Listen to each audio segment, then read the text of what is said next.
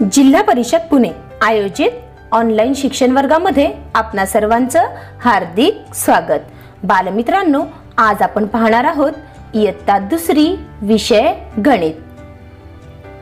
शून्याची बेरीज व वजाबाकी हा घटक। या घटकाची अध्ययन निष्पत्ती आहे याप्रमाणे।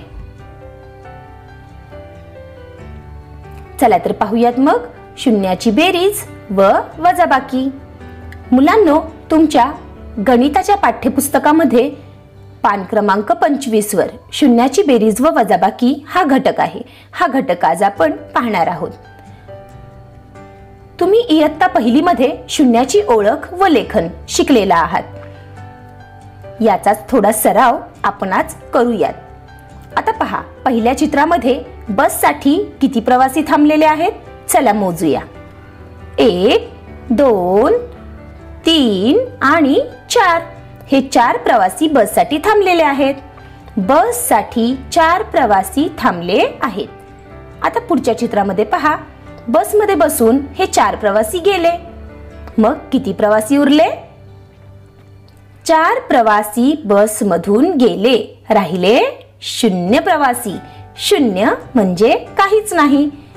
हे आपण इयत्ता पहिली मध्येच शिकलेलो आहोत आणि शून्याचे लेखन सुद्धा तुम्ही शिकलेला आहात। आज आपण शिकणार आहोत शून्याची बेरीज व वजाबाकी, शून्य मिळवणे व शून्य वजा करणे। एका बशीत 3 सफरचंदे, एक बशी रिकामी आहे। एकूण सफरचंदे 3च आहेत। कसं ते पहा।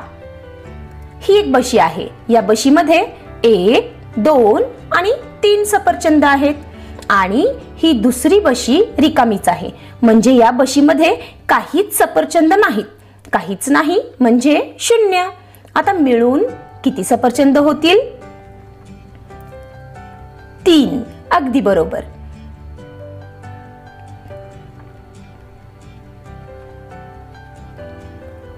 पुढचं उदाहरण पाहत आहे। रमाजवळ 2 सफरचंदे आहेत। तिच्या लहान बहिणीला सफरचंद खूप आवडते, म्हणून तिने दोन्ही सफरचंद बहिणीसाठी ठेवली। एकही खाल्ले नाही। कसं ते आता नीट पहा। रमाजवळ हे 2 सफरचंदे आहेत। आता ह्या 2 सफरचंदामधले तिने दोन्ही सफरचंद तिच्या लहान बहिणीसाठी ठेवले, म्हणजे काहीच सफरचंद कमी झालेले नाहीत। काहीच कमी झाले नाही म्हणजेच 0 कमी झाले। मग किती उरतील? 2 मधून काहीच कमी झाले नाहीत, म्हणजे उरणार 2च सफरचंद। अगदी बरोबर। यावरून आपल्या काय लक्षात येतं मुलांनो? आपल्या लक्षात येतं कोणत्याही संख्येत 0 मिळवले तर तीच संख्या मिळते आणि 0 वजा केले तरीही तसेच होते, म्हणजे उत्तर म्हणून आपल्याला तीच संख्या मिळते। आता आपण काही सरावाची उदाहरणे पाहूयात।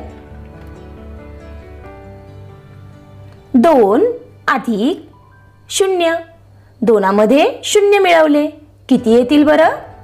2च। पुढचं उदाहरण पहा। 4 अधिक 0, 4 मध्ये आपण 0 मिळवले, म्हणजे काहीच मिळवले नाहीत, म्हणजे 4 चे 4 तसेच राहणार। उत्तर येणार 4च।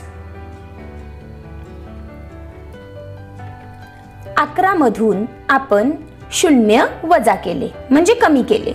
0 म्हणजे काहीच नाही।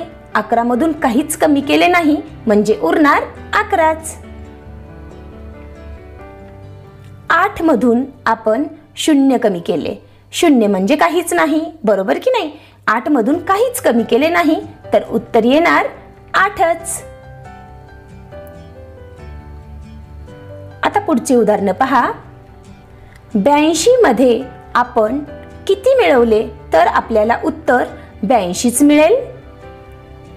चालवा डोकं। 0। अगदी बरोबर। 0 मध्ये कोणतीही संख्या मिळवली तर उत्तर तीच संख्या येते।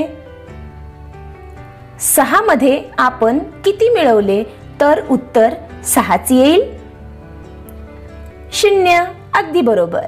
0 मध्ये कोणतीही संख्या मिळवली तर उत्तर तीच संख्या येते।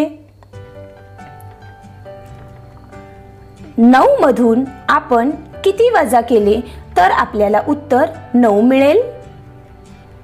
0. इथं पण तोच नियम. कोणत्याही संख्येतून 0 वजा केले तर उत्तर तीच संख्या येते. किती मधून आपण 0 वजा केले तर उत्तर 17 येईल? 17. अगदी बरोबर. मुलांनो, तुमच्या पुस्तकामध्ये शून्याची बेरीज आणि वजाबाकी यावर आधारित ही उदाहरणे आहेत. वहीमध्ये छान अक्षरात ही उदाहरणे तुम्ही सोडवा.